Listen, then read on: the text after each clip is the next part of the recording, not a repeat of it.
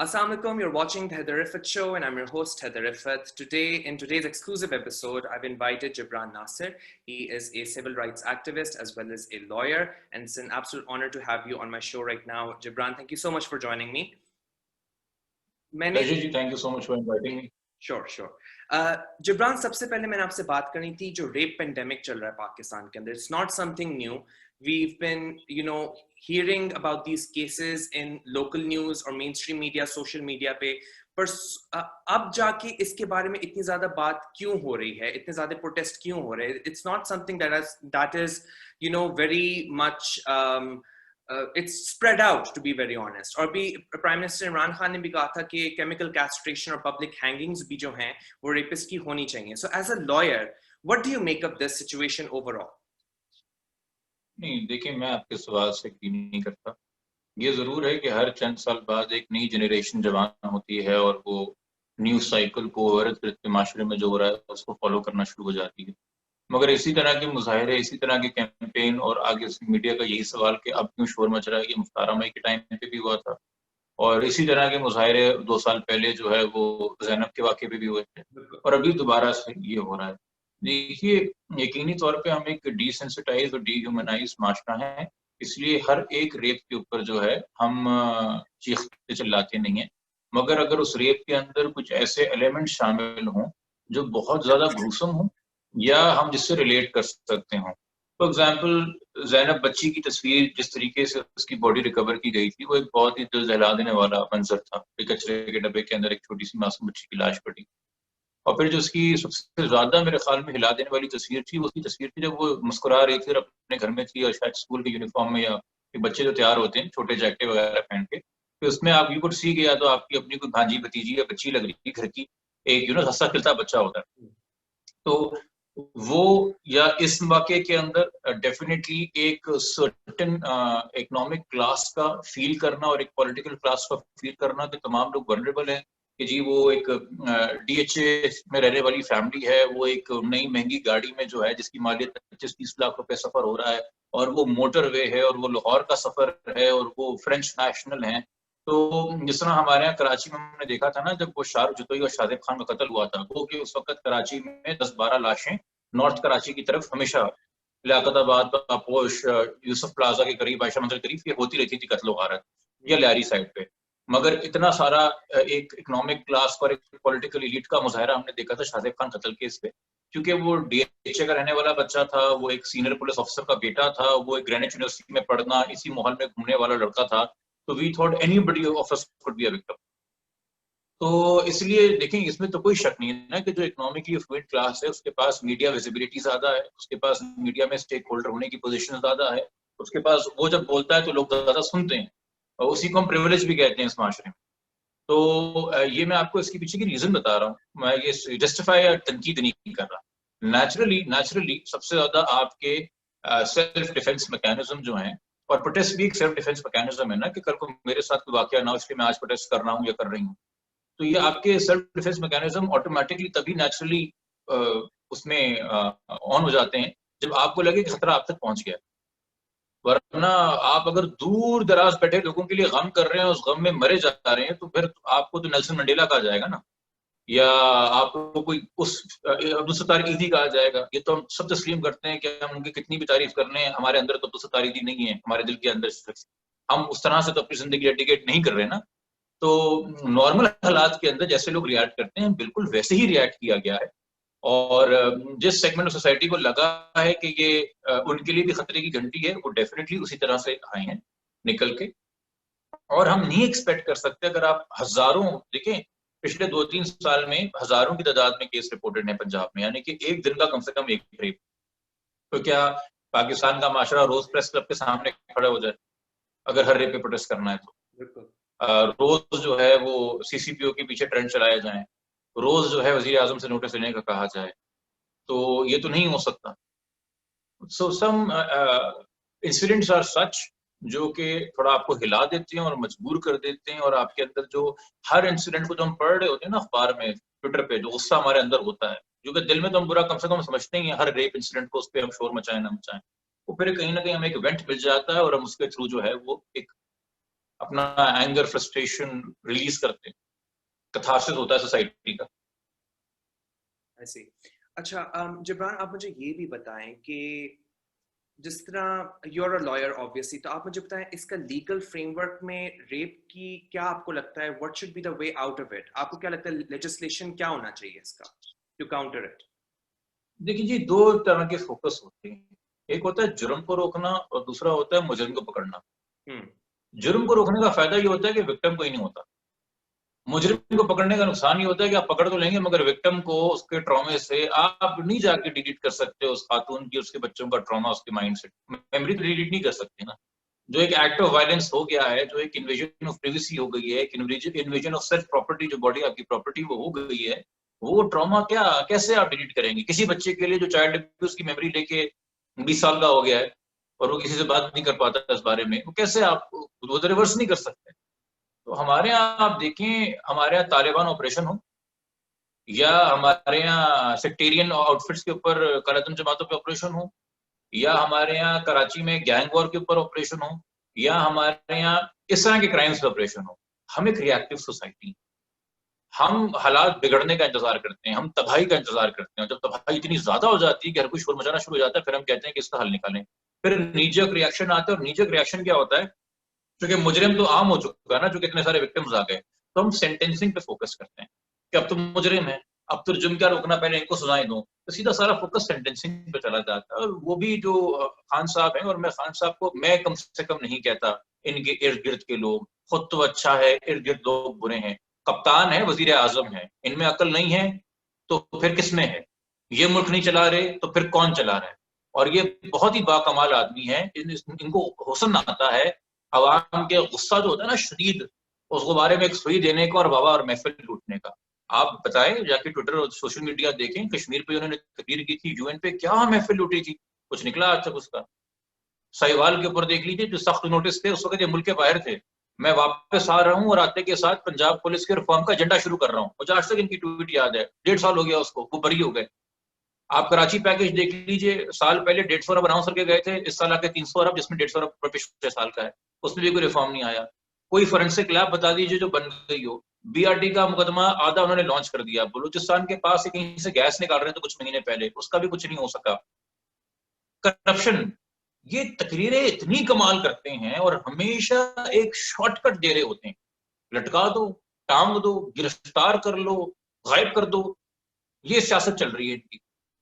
आप मुझे बताएं, आपका वजीर आजम फोकस करना चाहता है कैस्ट्रेशन के ऊपर, आपके वजीर आजम ने इसका तो जवाब नहीं दिया कि 2-2.5 हफ्ते पहले मुल्क की नामवर सहाफियों ने खत लिखा था आपके नाम के, आपके पार्टी वर्कर्स रेप थ्रेट देते हैं ट्विटर के ऊपर। आपने भी पढ़ा होगा वो जो सहाफियों ने लेटर लिखा था, उस पर तबसरा आया है वजीर आजम साहब का कि इसके बारे में क्या होगा, अपनी पार्टी के बिहेवियर कैसे ठीक की जाएंगे, जहन साजी हम क्या करेंगे। आप सेंटेंसिंग पे चले जाते हैं। आपको हिपोक्रेसी नजर आ रही है?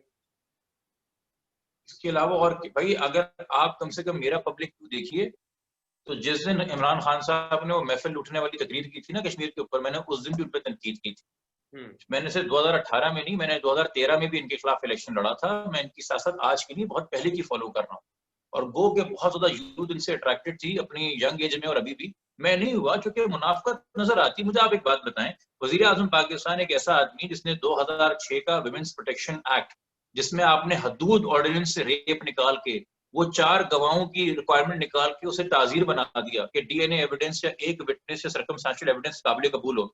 उस कानून के खिलाफ वोट दिया था, पार्लियामेंट में थे, एमएनए थे। पंजाब का डोमेस्टिक वायलेंस का बिल आया, जाके पीटीआई की सियासत देख लीजिए, उसके खिलाफ थे। सिंध में जबरी बच्चों को मजहब की तब्दीली जो जबरी तौर पे होती है, उसके खिलाफ बिल आ रहा था, पीटीआई की सियासत उसके खिलाफ थी। पंजाब में मैरिज एज 16 से 18 साल करने की बात हो रही थी, ये उसके खिलाफ थे। कोई एक कानून जो औरत के तहफ्फुज के लिए आया उसको तो ये सपोर्ट करते नहीं है, मगर रेपिस्ट को चौकों पे लटकाएंगे। ओ भाई, मैं कोई अपना बायस नहीं शेयर कर रहा, ये आपकी स्टैब्लिश्ड हिस्टोरिकली पार्लियामेंट के फ्लोर पे पॉलिटिक्स है। I am quoting your history to you. लोग कहते हैं कि जी आप एक बायस लेके बैठे हैं, तो आई डोंट एक्सपेक्ट सॉल्यूशंस। और जहां तक ये कैपिटल पनिशमेंट की बात है, मैं हैरान और परेशान हूं कि इनको बता दें, अटॉर्नी जनरल साहब, वैसे तो सारे केस उन्होंने बिगाड़ दिए हैं, जो लॉ मिनिस्टर है हमारे, या वो उनको बता दें कि 1994 के अंदर एक सुओ मोटो लिया गया था। उस वक्त भी सुओ मोटो होते थे पुराने दौर में, और वो इसलिए दिया गया था क्योंकि 1992 में एक स्पेशल लॉ आया था स्पीडी ट्रायल्स के लिए, जिसमें एक प्रोविजन थी दैट द गवर्नमेंट में decide is free to decide the place of execution. जिसके बाद ये सवाल खड़ा हुआ कि is the government also decide to pick a public place as a place of execution. तो उस पर सू मोटो ले लिया सुप्रीम कोर्ट ने और बड़े वाज़ेह तौर पे लिख दिया कि आर्टिकल 14 जो है वो राइट ऑफ डिग्निटी गारंटी करता है and public hanging even for the worst criminal. Worst का जब आप लफ्ज इस्तेमाल करते हैं तो you imagine every single crime there is in the country. The worst criminal को भी अगर आप पब्लिक हैंगिंग करते हैं तो it's violation of dignity of man. तो ये तो सुप्रीम कोर्ट का व्यू ऑलरेडी आइन की इंटरप्रिटेशन के ऊपर है, ये नहीं है लेजिस्लेशन पब्लिक हैंगिंग की, वो स्टैंड ही नहीं करेगी क्योंकि आइन के खिलाफ कुछ चीज आ ही नहीं सकती। हाँ, जो कैस्ट्रेशन वाली बात है उसके ऊपर एक लीगल क्वेश्चन मेरे ख्याल में अभी तक कोर्ट्स के सामने आया नहीं है, वो कोर्ट डिसाइड करेंगे कि इसकी लीगैलिटी क्या है। क्योंकि देखिए कि हमारे यहाँ जहन में रखिएगा बात, आपने सड़कों पर टांगना शुरू कर दिया ना लोगों को, बाखुदा मैं आपको बता रहा हूँ, रेप छोड़ दीजिए, कोई भी जुर्म हो, लोग ब्लास्फेमी का इल्जाम किसी पे लगा के ना उसको गांव में दरख्त पर टांग देंगे। आप आम कर देंगे ना सिर्फ public execution but execution by public, because आप एंगर और गुस्सा और गुस्से निकालने का तरीका और वायलेंस आम करेंगे लोगों के अंदर। हम भूल गए सियालकोट की अवाम ने कैसे पीटा था मुल्की असर मुनीब को, हम भूल चुके हैं 2011 के अंदर कराची में ताजर बरादरी ने एक मोबाइल चोर को जिंदा जला दिया था। फिर इसी ताजर बरादरी ने एक और इलाके में एक मोबाइल चोर को, जो है ताजर बरादरी से मुराद है कि मार्केट प्लेस में हो रहा था, तो अब ताजर ही रहते हैं ना, पढ़े लिखे लोग रहते हैं। आज तक मुझे वो वीडियो याद है कि एक पॉकेट मार को मार मार के बेहोश किया, उसे एक नाले में गटर के फेंक दिया और जब वो डूब रहा था बेहोशी की हालत में मर रहा था तो उसकी वीडियो बना के हंस रहे थे। क्यों? चूंकि ये वो जमाना है जब कराची में आपके फेक एनकाउंटर भी आम थे और वैसी 10-12 पठान महाजर आपस में लड़के या लियारी वाले मर रहे थे, तो इंसानी जान की कीमत आपने कम की हुई थी। आप इस चीज के बजाय कि इस पे फोकस हो कि जी मुजरिम तैयार है, रेप करने के लिए तैयार है, क्योंकि उसके अंदर जहर भरा हुआ है, उसके अंदर नफरत भरी हुई है, उसके अंदर गुस्सा भरा हुआ है, उसके अंदर गंदे थॉट्स भरे हुए हैं, उसको जो भी सपोर्ट की या रिहैबिलिटेशन की कभी जरूरत थी या गाइडेंस की जरूरत थी वो उसके साथ कभी की नहीं की है, और वो बिल्कुल अपने विक्टिम को लेके जो है वो उसकी माइंड से मेंसरा पे तैयार है। वहां पे उसको ये ख्याल आएगा कि जी आप चौक पे लटका दिए जाएंगे तो वो वहां पे रुक जाएगा। ये हुकूमत नहीं होती। हुकूमत ये होती है कि आज जो 3 साल का बच्चा है वो 30 साल का जब तक पूरा होना और आगे जा रहा हो तो वो रेपिस्ट ना बने। ये गुस्सा हमारी जवानों से कैसे निकलेगा, ये गंदी सोच हमारे मुल्क के मर्दों से कैसे निकाली जाए, बच्चों से यंग टीनेज कैसे निकाली जाए, ये फ्रस्ट्रेशन, ये सेक्सुअल वायलेंस, ये औरत की सब्जुगेशन सबऑर्डिनेशन के फैंटेसीज कैसे निकाली जाए, ताकि हमें ये सेंटेंसिंग की डिटरेंस इस्तेमाल ही ना करनी पड़े। आपके ख्याल में मदीना की रियासत के अंदर लोग इसलिए नहीं गुनाह कर रहे थे कि वो सजा बड़ी मिलेगी, या उनको शर्म आती थी कि नबी पाक सल्लल्लाहु अलैहि वसल्लम हमारे बारे में क्या सोचेंगे, खलीफा वक्त और ये सहाबा कराम हमारे बारे में क्या सोचेंगे, ये इमाम हमारे बारे में क्या सोचेंगे। और कोई पासदारी कैरेक्टर और किरदार की भी थी ना, कैरेक्टर बिल्डिंग भी थी। या आपके ख्याल में जितने जिनको हम सहाबा कराम कहते, जिनके नाम के आगे रज़ियल्लाहु अन्हु लगाते हैं, वो सिर्फ इसलिए जुर्म नहीं करते थे कि डेटरेंस बड़ी थी सजा की। यकीनी तौर पे सिर्फ डेटरेंस से तो नहीं आपने बनाई मदीना की रियासत, तो रूल किया आपने, कैरेक्टर बिल्डिंग की। बट जो कैरेक्टर बिल्डिंग करने के बाद जो रेजिड्यू रह जाता है, because you can never achieve utopia, it is for that residue जो आप पनिशमेंट और डेटरेंस लेके आते हैं। मगर आप ये जानते हैं, ये जो औरतें प्रोटेस्ट कर रही थी कल परसों रेप के खिलाफ, आपने कमेंट्स पढ़े हैं? सेक्सुअल वायलेंस रेजिड्यू नहीं है। ये जो कल लड़का इब्शाम जिसकी आपने बंदूकों वाली तस्वीरें देखी, ये फ्रिंज एलिमेंट्स नहीं है। सेक्सुअल वायलेंस मेन स्ट्रीम है, हर क्लास में है, हर मोहल्ले में है, हर घर में है, थ्रेट है उसकी। आपको किरदार बिल्डिंग की जरूरत है भाई, कितनों को लटकाओगे? यूं थोड़ी माशरे बनते हैं। मगर उसके लिए विजन चाहिए, और अनफॉर्चुनेटली जो लोग इस वक्त मुल्क चला रहे हैं उनके पास कोई विजन नहीं है, वो हेडलाइन टू हेडलाइन जीतते हैं। जिब्रान, आप जी नहीं, यू कैन कंटिन्यू प्लीज। आप करें, मैंने काफी मेरे ख्याल में कर दी तकरीर। जिब्रान, मैंने आपसे बात करनी थी रेप अकॉम्प्लिसेस के बारे में, people who support the rape perpetrators in carrying out those heinous crimes.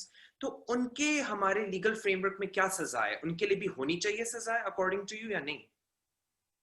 देखिए, हर अकॉम्प्लिस के लिए जो है ना सजा तयन हुई भी है। एडिंग और अबेटिंग के हवाले से सेक्शन लगता है, और अगर कोई काम कॉमन इंटेंशन से किया जाए, बेशक कोई एक आदमी कर रहा हो, तो इसमें सेक्शन 34 के तहत आपके ऊपर भी जुर्म ट्रांसफर होता है। कि for example, if somebody was not raping the victim but physically holding her down, तो वो सेक्शन 34 में कॉमन इंटेंशन उस पर मेरा मानना है कि अट्रैक्ट होगा। हो सकता है you are holding a victim down when the other person is shooting him, तो वो मर्डर सिर्फ गोली चलाने वाले पे नहीं लगेगा। अगर दूसरे बंदे के मौजूद होने से जुर्म करने वाले को कॉन्फिडेंस मिलता है, बाकायदा इस पर रूलिंग है सुप्रीम कोर्ट की, उसमें जो इंकरेजमेंट, फैसिलिटेशन और एक और उसका इस्तेमाल हुआ है कि if these three things are being provided by the presence, mere presence of the other person, but the presence is with the intention and with effective facilitation and encouragement, वो जुर्म बराबर अकाउंट होता है। You don't have to physically manifest it in that detail. Got it, got it. Because देखिए ना, rape तो आप gang rape के उसमें ले जाते हैं, मगर मर्डर तो अक्सर ये होता है ना, फेटल गोली एक ही बंदे की चलती है, अनलेस कोई आपने सबने बंदूकें खोल दी हो। तो बहुत सारे क्राइम होते हैं जिसमें एक्चुअल एग्जीक्यूशन, अब 6 लोग आए डाका डालने के लिए, ताला तो एक ही आदमी तोड़ेगा ना, तो मगर ताला तोड़ने का, ट्रेस पासिंग का, घर में घुसने का, ब्रेक इन का चार्ज हर एक पे लगेगा। Got it. ठीक है। अच्छा, now let's moving on. आप मुझे बताएं, you ran for general elections in 2018, और जैसा आप कहते 2013 के अंदर भी you ran for it as well. तो but you lost eventually. तो क्या आपको लगता है this outcome discouraged you to some point, and do you अरे plan? भाई, I won tremendously. I did not lose. I won tremendously. आपको मैं बताता हूँ क्यों। 2013 में मुझे 400 वोट मिले थे। 2018 में मुझे 6,400 वोट मिले। My vote bank grew by 1300%. आप अगर इसकी कैलकुलेशन और मैथ निकालें तो I तो one big time. I had nothing. I am not People's Party or MQM or PTI who had the ground to lose. मेरे तो कोई पॉलिटिकल लेगेसी नहीं है कि जी ये तो आपका हल्का होता था। आपका जो हल्का होता है वो हारते, हारे कोई चीज जाती जो आपके पास हो। तो मैंने तो अपनी वोटर बेस गेन की। मैं पहले 2013 में गिनती में भी नहीं था। इस बार आप देखें तो I was being considered a serious candidate because of the way we campaign, और हमारे खिलाफ इतना वो एक मॉब वायलेंस और प्रोपेगेंडा हुआ। तो वी तो gain ground, and I think as an independent candidate in an urban city where primarily you don't get too much vote on patronage, yes there are of course votes pattern होता है religious affiliation का, ethnicity का, language का, बाकी सारी चीजों का, मगर primarily urban centers के अंदर लोग effectiveness मांगते हैं। बिकॉज वहां पे एक चौधरी नहीं है, वहां पे हर गली में हर घर में चौधरी बैठा हुआ है कि जी एक चौधरी साहब ने कह दिया तो सारे उधर ही वोट देंगे। सबकी अपनी डीलिंग है पुलिस वालों से, और सब अपनी इंडिविजुअल लाइफ में होते हैं, और सब इंडिविजुअली एक अटेंशन भी मांगते हैं, सपोर्ट भी मांगते हैं। तो कोई बरादरी वाला निजाम इतना नहीं होता। तो उस माशरे में मेरा इतना वोट लेना, और पाकिस्तान की और कराची की स्टैब्लिश्ड पॉलिटिकल पार्टी से, मतलब कि प्रोविंशियल असेंबली की सीट में मुझे मुत्तहिदा कौमी मूवमेंट से ज्यादा वोट मिले, मुझे पीएसपी से ज्यादा वोट मिले थे। वो तो बहुत बड़े नाम है उनकी, अगर सियासी लीडरान की बात की सियासत में। तहरीक लब्बैक जिसने बड़ा शोर मचाया, उनसे बहुत ज्यादा वोट मिले। मेरे आगे और मेरे बराबर वोट थे, आगे पीछे थे पीपल्स पार्टी, नून लीग और जमात इस्लामी, और पीटीआई तो सब कुछ छोड़ गई थी 2018 के इलेक्शन में पीछे।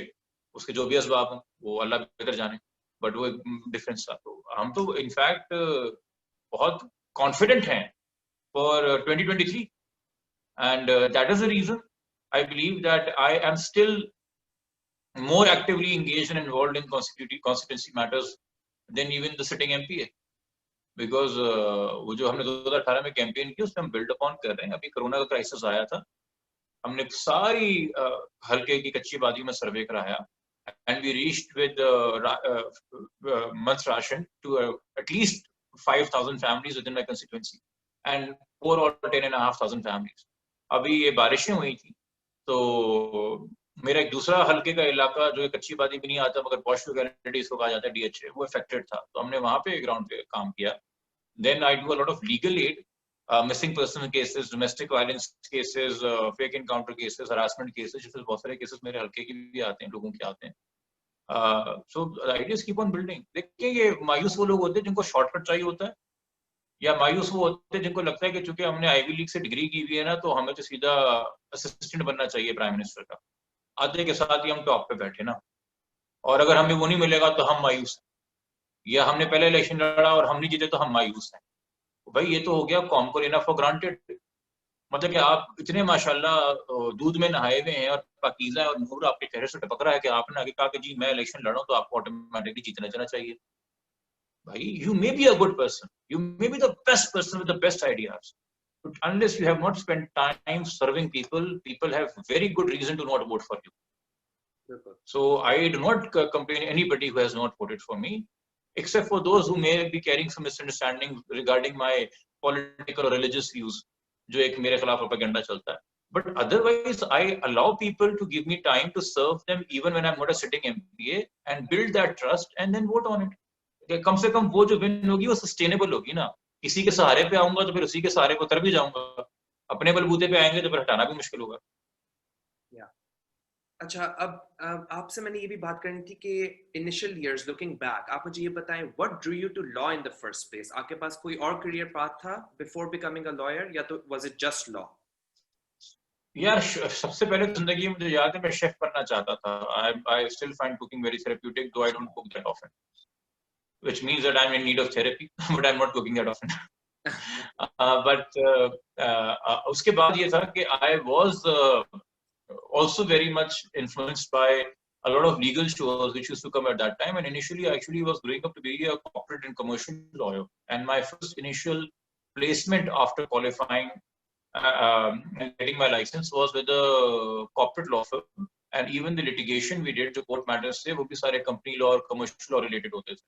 तो 4.5 साल मैंने वहाँ practice किया, and it was only later through my street activism that I developed a knack for constitutional and criminal law, because human rights matters इन्हीं दो चीजों में fall in करते हैं. और अब मैं पिछले साल डेढ़ से जो है full time criminal और constitutional lawyer practice कर रहा हूँ, and I'm not doing commercial corporate matters. I see. Acha, now Gibran, you got engaged last year to Mansha Pasha, who I also got the chance to interview once. So, आप मुझे ये बताएं, what do you love most about her? She hates this answer, but it is the truth. She tolerates me. Acha, she tolerates. Because I'm a very difficult person. I have no assumptions about myself, and I can be very unreasonable as well in my own way. So for someone to actually tolerate that and to keep me calm and guide me through, and not lose faith in me, and always try to bring the best out of me, that actually tells a lot about her as a person. That she has all those qualities of not just being patient in listening to me, but also being headstrong in standing by her own view and making me, come around to understanding it from the other perspective as well. So, that's the best, because मेरे ख्याल में जब आप किसी से कोई अच्छे की उम्मीद लगाते हैं ना, अब मायूस नहीं होते, तो उस इंसान को ये डर होता है यार अगर मैं मायूस कर दूंगा तो ये भी बड़ा जरूरी होता है in a relationship that you don't write each other off, and you always remind each other that it is a responsibility we have to carry throughout. We can't take each other for granted, and we shouldn't take each other for granted. और दूसरी बात ये है कि she is very supportive with the work I do, and I try to do the same. I think a couple should really literally play the role of cheerleaders whenever the other person is batting. कि जब वो shot मारे तो हम तालियां बजाएं, जब हम शॉट मारे तो वो तालियां बजाएं. दोनों को एक दूसरे को सपोर्ट करना चाहिए to achieve their maximum potential. She is a person who performs on the stage, on screen. She has a different set of talent and lifestyle and worldview on things, and I want her to excel her and go on to perform on the grandest stage. And she wishes the same for me to be able to expand my work and do my work more effectively. Great, Gibran. अच्छा Gibran, आप मुझे ये बताएं, how do you push through your worst times? Yeah, I've been blessed with a lot of good friends and a lot of good teachers. Most of my friends are also my teachers. So a lot of people say, I'm not saying all of them say, some of my friends say that you're very articulate and it makes a lot of sense to the things you talk about. And I always tell them that I'm intellectually impoverished and all of this is borrowed knowledge. Not all of my friends may be politicians or activists, but it is important to surround yourself with people who are more well-read than you are, who are more involved in groundwork than you are, because उनका जो input है ना वो आपको हमेशा guide करता रहेगा और आपको ये खाम ख्याली नहीं रहेगी कि मैं अगले कुल हूँ और मुझे सब पता। तो दोस्तों के साथ ऐसी दोस्ती रखें कि आपको बार बार एक लर्निंग एक्सपीरियंस मिले, and one should have that humility कि a not to assume you are the smartest person in the room, and also not the insecurity that you deliberately want to be the smartest person in the room. So ये insecurity भी अपनी हटानी पड़ती है और ये humility भी अपने में पैदा करनी पड़ती है। तो इल्म और तालीम हर जगह से आपकी तरफ आने लग जाता है। So Gibran, आप मुझे ये बताएं, what is the best thing about being a human rights activist? यार ये प्रोफेशन तो नहीं है, मेरा तो प्रोफेशन वकील है। और आज के ज़माने में अब आप देखिए, कल पाकिस्तान की सारी इंडस्ट्री प्रेस क्लब के सामने खड़ी हुई थी। वो आपके अदाकार हों, वो आपकी अदाकाराएं हों, वो आपके डायरेक्टर्स हों, राइटर्स हों, वो तमाम एक्टिविस्ट बने हुए थे। आप की माएँ, बहनें, भाई, दादा, नाना जो भी हयात खानदान में रह जाता है, वो जब कोई मिसिंग पर्सन होता है तो पूरी फैमिली एक्टिविस्ट बन जाती है, जाके कैंप पे बैठ जाती है। आपके यहाँ जब ये थरकोल जैसे प्रोजेक्ट्स लगते हैं जिसमें आप गांव वालों को कहते हैं कि जी तुम्हें जो हटाएंगे तो नया गांव बसा के देंगे, आप नहीं देते, पूरा का पूरा गांव एक्टिविस्ट बन जाता है, वो आके बैठ जाता है। ओकाड़ा मिलिट्री लैंड्स पे जो होता रहा है और जो हो रहा है उस पे तमाम के तमाम किसान और उनके खानदान वाले एक्टिविस्ट बन गए। हमने क्या तीर मार लिया? वो तो बस हमें टेलीविजन पे ला के नीचे वो लोअर थर्ड में लिख देते हैं सामाजिक कारकुन, वरना यहाँ पे सारे सामाजिक कारकुन बन गए। And it is a symptom of a failing state. I would not say a failed state, but of a failing state, or at least of a failing state structure. जब हर एक तबके को लगे that they need to take on the roads, housing के लिए, housing छोड़े hostel के लिए, 2 दिन से भूख हड़ताल पे बैठे हुए डॉ यूनिवर्सिटी के बच्चे कि उनके हॉस्टल के अंदर गवर्नमेंट ने एक और अदारा खोल दिया और उनके हॉस्टल की कोई गिलगित से है, कोई आजाद कश्मीर से है, कोई बलूचिस्तान से है, कोई पंजाब से है, वो कराची में कहाँ जाएं, कहाँ से अफोर्ड करें? आप कॉजेस गिनते रहें और आपको मुजाहिरे नजर आएंगे। तो ये मुल्क चलाने वालों को एहसास नहीं है और वो इसका सोल्यूशन क्या निकालते हैं कि जब हमें सब गुस्सा आता है ना, सबको सारी गुस्से में होते हैं हुकूमत के खिलाफ, तो फिर ये नारे लगवा देते हैं फला काफिर फला काफिर फला काफिर, ताकि वो सब जो इन पे गुस्सा कर रहे हैं वो एक दूसरे पे गुस्सा करना शुरू कर दें। तुम काफिर, तुम तकफीरी, तुम काफिर, तुम तकफीरी। ये भी फजूल के अंदर इतने महीनों के बाद मैंने देखा कराची में सालों के बाद मंजन दोबारा से गर्म करने की कोशिश की गई। ये ऐसी नहीं करने की कोशिश की जाती। आप देखें ना, इस तरफ सारी डायरेक्शन थी, यहाँ की भी आवाम वहाँ की भी आवाम हुकूमत से पूछ रही थी कराची का क्या हाल कर दिया, तबाह कर दिया। अब आपने कहा नहीं, कराची वालों यूं हो जाओ और आपस में लड़ो और हमें भूल जाओ और अपने फड्डों पे पड़ जाओ। ये ऐसी नहीं मजहबी नफरतें फैलती, वरना डिफरेंसेस तो 1400 साल से हैं भाई।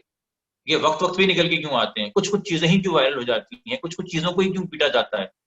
आप हालात खराब करते हैं, बदमनियां होती हैं, लाशें गिरती हैं, फिर आप कहते हैं सिक्योरिटी क्राइसिस। आप बुला रहे हैं, पॉलिटिकल पार्टीज को आ जाते हैं, हम नहीं आना चाहते, आप बुला रहे हैं, हालात में बुर गए, फिर वो आते हैं, फिर वो टेक ओवर करते हैं, फिर मिलिटराइजेशन होती है, फिर इनकाउंटर्स आम होते हैं, और फिर 7 साल बाद जब 450 बंदा मर जाता है तो हमें ख्याल आता है अरे नकीबुल्लाह महसूद तो बेकसूर था, तो बाकी 450 का क्या होगा, उस पर भी क्वेश्चन मार्क पड़ जाता है। तो ये इसी तरह राउंड वार पैदा होते हैं ना। आपने ये महाजिर सिंधी के नाम पे कर चुके हैं आप कराची में, आपकी तालिबानाइजेशन के नाम पे कर चुके हैं जिसमें सेक्युलर एलिमेंट था एक मिला हुआ। अब आप दोबारा चाहते हैं कि इस तरह से किया जाए। तो अब ये देखें ना, कराची वो शहर है जहां गवर्नमेंट कॉलेज के प्लेग्राउंड को काबू करने की कोशिश की जाती है कि वहां पे एक हेलीपैड बनाया जाए फोर्सेस के। आप इस्लामाबाद में इमेजिन कर सकते हैं कि कराची में गवर्नमेंट कॉलेज के प्लेग्राउंड को ले लिया, साथ में पहले गवर्नमेंट बिल्डिंग की उसमें हेडक्वार्टर बना दिया। अब उन्होंने कहा कि अपना प्लेग्राउंड भी दो कॉलेज वालों, हम यहाँ पे हेलीपैड बनाएंगे, कल वो क्लासरूम में जाके वो क्वार्टर बना देंगे। तो आप इस शहर में आके देखें, फुटबॉल ग्राउंड वहां पे बेसें बनी हुई हैं। मतलब कि वो जो अरबों लाख करोड़ रुपए का आपने फुटबॉल ग्राउंड बनाया मकामी बच्चों के लिए खेलने के लिए, यूथ डेवलप करने के लिए, वहां पे अब बेसें बनी हुई हैं, मोबाइलें खड़ी हुई हैं, लोग रह रहे हैं सब फोर्सेस के। तो वो जो रह रहे हैं उनसे मैं नहीं कह रहा, मगर जो इतना डिफेंस का बजट जाता है, इतना इंफ्रास्ट्रक्चर जाता है, क्या वो इसलिए रेडियो पाकिस्तान की पुरानी बिल्डिंग आके देखें कराची में किसके पास है? या रेडियो होता था, वो अब क्या बन गई है? आप गिनना शुरू करें बिल्डिंग कराची में और जगह है कराची में। मजाक है, मजाक है। It's just sad. Very lastly, Gibran, आप मुझे बताएं, who or what has shaped you in life? Experiences, तजुर्बे ही बंदे को शेप करते हैं, और बुरे तजुर्बे हमेशा ट्रबलिंग टाइम्स और देखें, वो हथौड़ा पड़ता है तो वो लोहा हो या कोई भी चीज हो, उसको मोल्ड करने के लिए उसको भट्टी में जलाना भी पड़ता है और उसकी कुट भी लगानी पड़ती है। तो चूम चूम के तो आप किसी भी पीतल को भी आप मोल्ड नहीं कर सकते। तो जब कोई टफ टाइम आया है, जब कोई ट्रबलिंग टाइम आया है, वो फाइनेंशियल हो, वो पॉलिटिकल हो, वो इमोशनल, वो ही सबसे बेहतरीन टाइम होता है, क्योंकि उसके बाद आप एक बेहतर इंसान बन के निकलते हैं। वरना वो जो हम अक्सर कहते हैं ना, ignorance is bliss, but I pity those who live in ignorance. I pity them, because living in a bubble is a very pitiful situation when you don't even know कि beyond the your compound, beyond beyond the boundaries of your house and your school and your club, there exists another world where things function in a different way, where not everything will be available to you because your father or mother made a call, and every door opens for you because of which family you belong to. तो और ये वो तबका होता है जिसके पास मुल्क बदलने के सबसे ज्यादा रिसोर्सेज होते हैं, वसाइल होते हैं, मगर तजुर्बा नहीं होता, सोच नहीं होती, फीलिंग नहीं होती, एम्पैथी नहीं होती। मेरा भी एक्वायर्ड गेन्ड है, मैंने अपने आप को डाला है इस लाइन में, तो मैंने बहुत कुछ लर्न किया है। मैं almost polar opposite political views का आदमी था आज से 10 साल पहले। शुक्र खुदा का ये कि उसका इतना छोटा था कि पॉलिटिक्स में नहीं था और मेरे मुंह से कभी पब्लिक में ऐसी खुराफात नहीं निकली, क्योंकि जो मेरे पुराने व्यूज थे उससे मैं किसी और का भी दिमाग खराब करता। और शुक्र है कि जब मुझे जोश और जज्बा आया और कॉन्फिडेंस आया पब्लिक में बोलने का, तब तक मेरी थोड़ी बहुत जहन साजी हो चुकी थी। तो ये खुदा मुझे अच्छे अच्छे वक्त में दोस्त और असातिज़ा मिलते रहे हैं, जिसकी वजह से हमारी बचत हो जाती है कि हम कोई लापरवाही का मुजाहरा नहीं करते, या कोई गैर म्यारी बात नहीं करते, या किसी गैर म्यारी मौक़िफ़ को इख्तियार नहीं करते, जिससे हम पे भी जो है वो इल्ज़ाम लगे। और दूसरी बात ये कि देखें, एक और चीज़ जहन ज़रूरी तौर पे आपके तमाम देखने वालों, और ख़ासतौर पे वो जो किसी भी नौइयत में सेलिब्रेटेड है, सेलिब्रिटी नहीं कहूँगा, सेलिब्रेटेड है या फॉलोड है इंस्टा पे, ट्विटर पे, जो फॉलोअर होता है ना आपका, डेफिनेटली कुछ लोग ऐसे होंगे जो वैसे ही टाइम पास के लिए, बट अदरवाइज इसको आप फैन कह लें, अगर सपोर्टर होता है, ये आप में करता है अपना बड़ा टाइम इन्वेस्ट। ये आपके कहे बगैर आपकी पोस्टें लगाता है या लगाती हैं, या आपके कहे बगैर डिफरेंट व्हाट्सएप ग्रुप में, चैट ग्रुप्स में, घर में आपके बिहाफ पे फड्डे और लड़ाइयाँ लेते हैं, या आपके लिए अपनी दोस्तियां बिगाड़ते हैं, या आपके लिए बहुत खच्चरख्वारी करते हैं। और ये इसलिए करते हैं कि इनको ये यकीन होता है कि आप इनको कभी कोई ऐसी हरकत नहीं करेंगे कि शर्मिंदा हों और लोग इनको बोले, हाँ भाई ये था वो, इनके कौन गाते थे आप, एक्सपोज हो गए। हाल ये हो गया है कि चूंकि जरा भी हमारे लीडरों का एहसास नहीं होता, तो ये बेचारे फैंस जो हैं अब उनकी फजूल बातें भी डिफेंड करते नजर आते हैं, क्योंकि उनके लिए भी अपनी आना का मसला बन गया, उन्होंने इतना दम भर दिया। तो मैं मुंह खोलने से पहले कोशिश करता हूं कि जो पहले दिन मुझे 400 वोट मिले थे 2013 में, वो 6000 उनको तो मैं भी गिन नहीं रहा, उन 400 का भी मैं जो हूं ना, कभी उनको मौका ना दूं कहने का, यार we are embarrassed that we supported this man. That is the only sense of obligation you need to carry. बाकी अब इंसान के बच्चे बन के रहेंगे। You need to know that who are you accountable to. चूंकि मुझे तो उन 400 में से आगे कहना कि जबरान तुमने मेरा शर्म से मुंह नीचे कर दिया है, तो मेरी तो अंदर से जान निकल जाएगी, मैं तो टूट जाऊंगा। That will hit me more than any other फतवा और एनी अदर थिंग। क्योंकि इज्जत क्या है, इंटेग्रिटी क्या है, डिग्निटी क्या है, ये मेयार क्या है, ये आप खुद तय करने पड़ते हैं किस चीज का वजन ज्यादा है। फतवे मुझे हजारों लोग काफिर कह चुके हैं, माज़ल्लाह गुस्ताखे रसूल कह चुके हैं, क्या क्या इल्जाम लगा चुके हैं, जरा लीस्ट बॉदर्ड। बट कोई क्रेडिबिलिटी पे आके आपके सवाल उठाए ना, तो that should bother you and that should give you a sleepless night. It should. It should. Thank you so much, Gibran. It was a pleasure having this discussion with you. Very constructive. That is all for now. Stay tuned for more on my official YouTube channel and Facebook page. Until then, take care. Allah Hafiz.